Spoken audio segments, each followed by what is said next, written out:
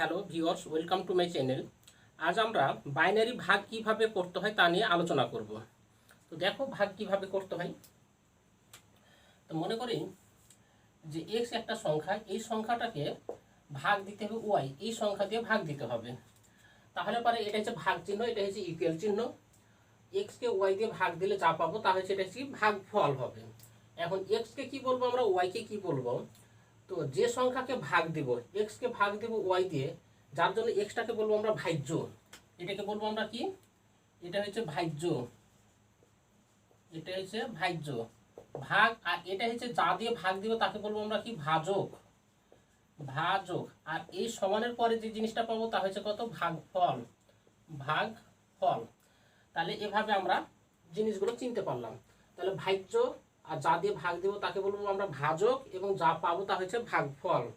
আবার যে অংশটা ভাগ করা যাবে না, অর্থাৎ এই ভাজকের চাইতে ছোট হয়ে যাবে যখন, তখন ভাগ করা যাবে না, তখন সেটাকে বলবো আমরা ভাগশেষ অথবা রিমাইন্ডার। এখন বাইনারিতে ভাগ কিভাবে করতে হয় সেটা এখন কিভাবে করতে হয় সেটা দেখব। বাইনারি ভাগ সাধারণত সাধারণ ভাগের মতোই।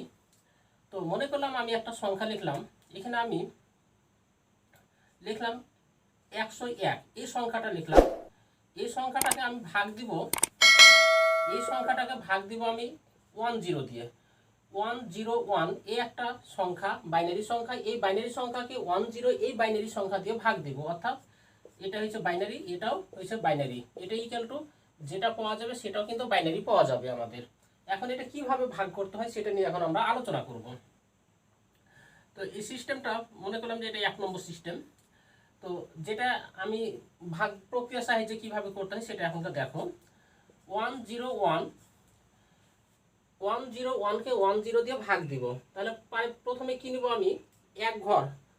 প্রথমে দেখবো যে এখানে এক ঘরের সাথে মিলছে কিনা। যদি না হয় তাহলে তার পরের ঘর, যদি মিলে যায় তাহলে পরে ভাগ দিব, নাহলে পরে তার পরের ঘর, 3 ঘর পর্যন্ত আমরা নিব। তো প্রথমে আমরা কি, এই 10কে আমরা একবার দিয়ে ভাগ দিব। তাহলে 10 কত? এটা এই 10-এর মান হচ্ছে 2, এখানে 10-এর মান হচ্ছে 2, তাহলে পরে 2 1 2, এটা তাহলে পরে এদিকে হচ্ছে মিলা গেল। তাহলে কি থাকবে? এখানে 1 আছে। এই 1 কি হবে? এখন নামাইতে হবে, যেহেতু এটা মিলে গেছে। এখন এই 1টা এখানে কি করবো? আমি নামাবো। যদি নামাই তাহলে কিভাবে নামাবো এখনকার সেটা নিয়ে এখনকার আলোচনা করব। যেহেতু মিলে গেছে, মিলে গেলে আমরা কি পাবো? এখানে একটা 0 পেয়ে যাব। তারপরে কি করবো? এই 1কে নামাবো। তারপরে কি করবো? একটা দশমিক বিন্দু নিব। এই দশমিক বিন্দু জন্য কি পাবো? এখানে একটা 0 পাবো। তারপরে এখানে কি ভাগ দিব? 1 আর 10 গুণ করলে পরে 10। তাহলে পরে আমরা কি পেলাম? এই 10 এই সংখ্যাটা দিয়ে যখন 101কে যখন ভাগ দিলাম, তখনকার যেটা পেয়েছি আমরা 10.1 এটা পেলাম। তাহলে এখানে কি থাকলো? এখানে বিয়োগ কিছুই থাকলো না। 0 থেকে 0 বাদ দিলে 0, 1 থেকে 1 বাদ দিলে 0। তাহলে পরে এটা কি? 10কে যখন আমি 10 দিয়ে যখন 101 এটাকে যখন ভাগ দিলাম, তখন কি পেলাম? 10.1 এটা পেলাম আমরা।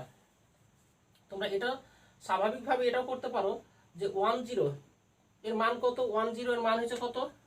10 এর মান হচ্ছে 2। আর এখানে কত? 101 এর মান কত? 1011 এটা হলে পরে কত হবে? 3 হবে। আর 100 এটা হলে পরে কত হবে? 4 হবে। আর 101 এটা হলো কত? এটার মান হচ্ছে 5। তাহলে এই 2কে যদি 5 দিয়ে যদি আমরা ভাগ দিই, না 5কে 2 দিয়ে ভাগ দিলাম, এই ক্ষেত্রে কত পাবো আমরা? 2 দুগুণি কত পাবো? 4 পাবো।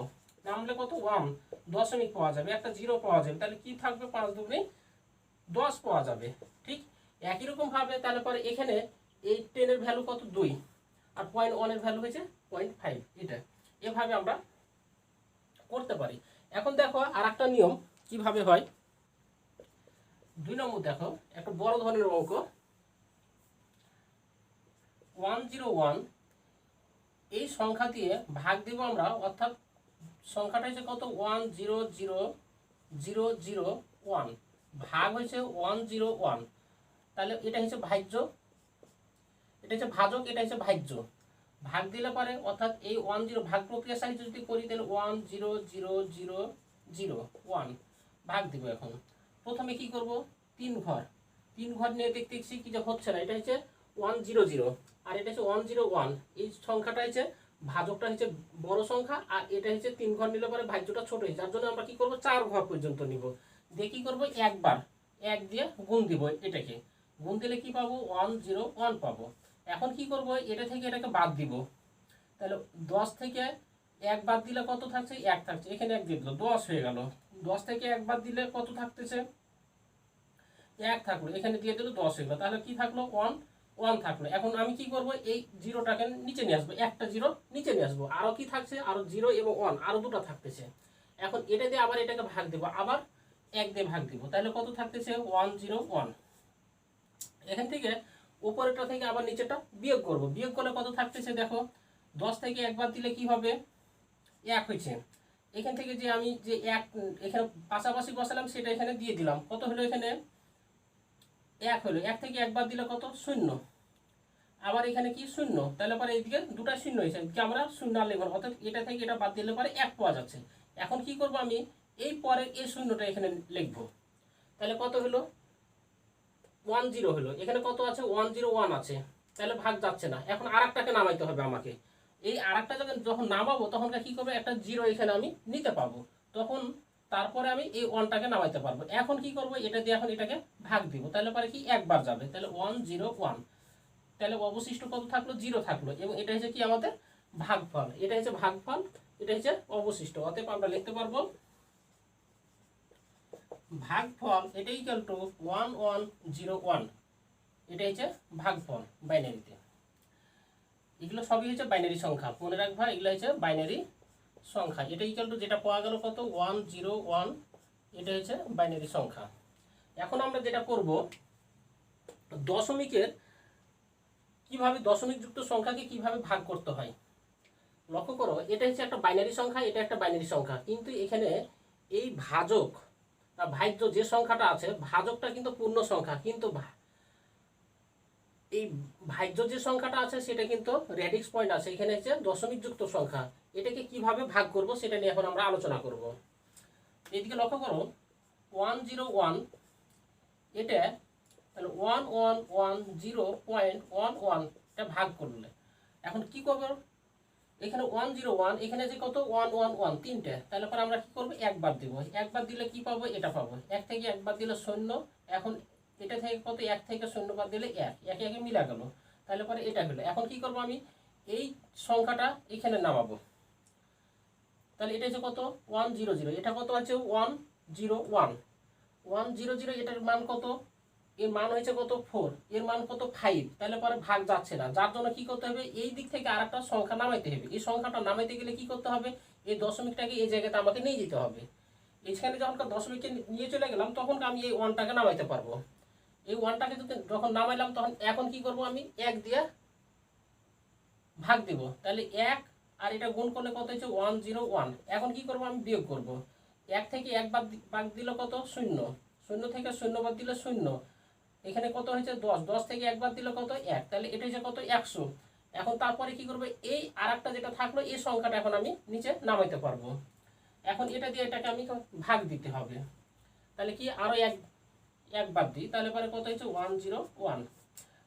1 থেকে 1 বাদ দিলে 0, 0 থেকে 0 বাদ দিলে 0, 10 থেকে 1 বাদ দিলে এটা, তাহলে এটা কি আমাদের ভাগফল, এটা হচ্ছে ভাগশেষ, এটা হচ্ছে আমাদের ভাগফল, এটা হচ্ছে ভাগশেষ। তাহলে আমরা লিখতে পারবো অতএব ভাগফল এটা ইকুয়াল টু 1011 এবং ভাগশেষ এটা ইকুয়াল টু কত 100। এটা এখানে দশমিক যেহেতু পেয়েছি, দশমিকের জন্য আমি আরেকটা শূন্য নিতে পারি, কিন্তু এখন আর নিলাম না, পরবর্তী ভাগে আবারও আমরা এই জিনিসটা দেখবো কিভাবে হয়। এখন দেখো, এখন ভাজ্যর চাইতে যদি ভাজক সংখ্যাটা যদি বড় হয়ে যায় তাহলে পরে কি করব, আমি মনে করলাম যে এখানে হচ্ছে 1, এই 1কে ভাগ দিতে হবে 10, এটা দিয়ে ভাগ দিতে হবে, ভাগ দিলে পরে কত পাবো সেটা এখন আমি বের করব। তাহলে এই সংখ্যাটা হচ্ছে ছোট সংখ্যা, এই সংখ্যাটা হচ্ছে বড় সংখ্যা, এর মানটা হচ্ছে বড়, এর মান হচ্ছে কত 2, আর এর মান হচ্ছে কত 1, তাহলে এই 1কে 2 দিয়ে ভাগ দিলে কত পাওয়া যায় সেটা এখনকার কিভাবে করতে হয় সেটা এখনকার দেখব। তো 101 এটা ভাগ দিব আমি, এখন এই 10 দিয়ে 1কে ভাগ দেওয়া যাচ্ছে না, যার জন্য কি করতে হবে, আমি এখানে একটা দশমিক বিন্দু নিব, এই দশমিক বিন্দুর জন্য কি পাবো, আমি এখানে একটা শূন্য পাবো, তাহলে এটা দিয়ে এখন এটাকে ভাগ দিলে কত পাবো আমি? 10 পাবো। তাহলে পরে এটা কি অবশিষ্ট 0। তাহলে উত্তর হয়েছে কত? এটা। আচ্ছা এই পয়েন্টটাকে দেখতে খারাপ লাগে, যার জন্য কি হবে, এখানে সামনে একটা আমি 0 নিতে পারবো। এই দশমিকের বাম দিকে যদি 0 থাকে তাহলে তার তেমন মূল্য নাই, যার জন্য এটা হচ্ছে ভাগফল হয়েছে এটা। অতএব আমরা লিখতে পারি ভাগফলটা কত, এখানে লিখে দিই আমরা 0.1 এটা। এখন আমরা যদি এই ভাজ্য এবং ভাজক দুটাই যদি আমাদের যদি এই দশমিক বিন্দু থাকে তাহলে পরে কি করব সেটা নিয়ে এখন আমরা আলোচনা করব। 5 নম্বরে দুটাই দশমিক বিন্দু থাকবে। যেমন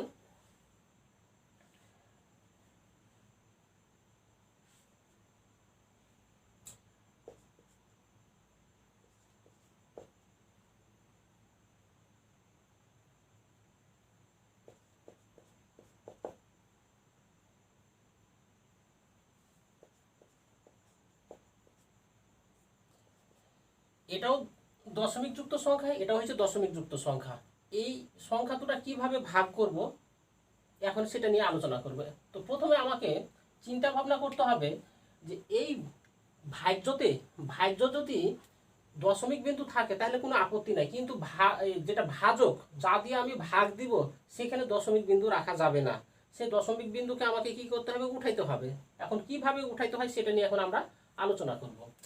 তো আলোচনা করব কিভাবে, দেখো এখানে দশমিক বিন্দু 1,1,0,0.011 আর নিচে কত আছে 1011।